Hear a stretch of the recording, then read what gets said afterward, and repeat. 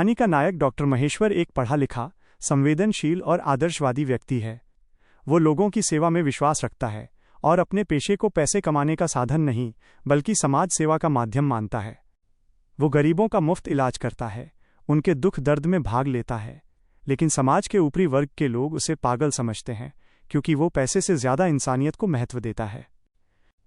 महेश्वर एक लड़की सुमित्रा से प्रेम करता है।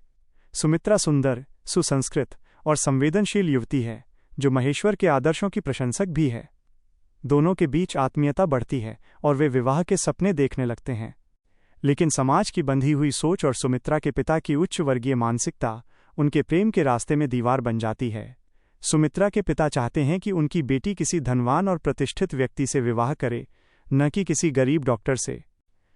महेश्वर जब सुमित्रा का विवाह किसी अमीर व्यक्ति से तय हो जाने की खबर सुनता है, तो उसके भीतर जैसे कुछ टूट जाता है।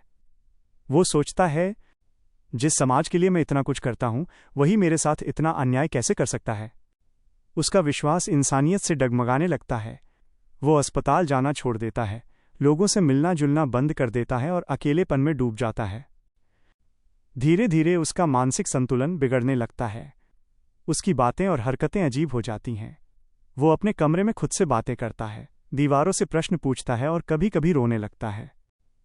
लोग कहते हैं, डॉक्टर पागल हो गया है, पर वास्तव में वो पागल नहीं, बल्कि आहत मनुष्य है, जिसे समाज ने भावनात्मक रूप से तोड़ दिया है।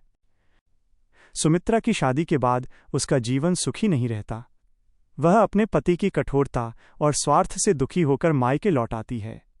एक दिन वो महेश्वर से मिलने जाती है। वो उसे देखकर चौंक जाती है। वो वही महेश्वर नहीं रहा जो कभी आदर्शों और इंसानियत का प्रतीक था। अब उसकी आंखों में शून्यता और चेहरे पर उन्माद का भाव है। सुमित्रा उसकी हालत देखकर फूट फूट कर रो पड़ती है, लेकिन महेश्वर सिर्फ इतना कह पाता है, तुम अब क्यों आई हो? अब बहुत देर हो चुकी है।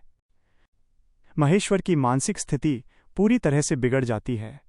वो अस्पताल के एक कोने में बैठकर खुद से बातें करता रहता है, कभी हंसता है, कभी रोता है। लोग कहते हैं ये पागल है, पर प्रेमचंद दिखाते हैं कि ये उन्माद दरअसल समाज की निर्ममता, असमानता और दिखावे का परिणाम है। कहानी उन्माद ये दिखाती है कि समाज की कठोरता और असंवेदनशीलता किसी संवेदनशील व्यक्ति को मानसिक रूप से तोड़ सकती है। प्रेमचंद ने इस कहानी के माध्यम से यह संदेश दिया कि असली पागल वो नहीं होता जो मानसिक रूप से अस्थिर है, बल्कि वो समाज जो मनुष्य की भावनाओं का सम्मान नहीं करता।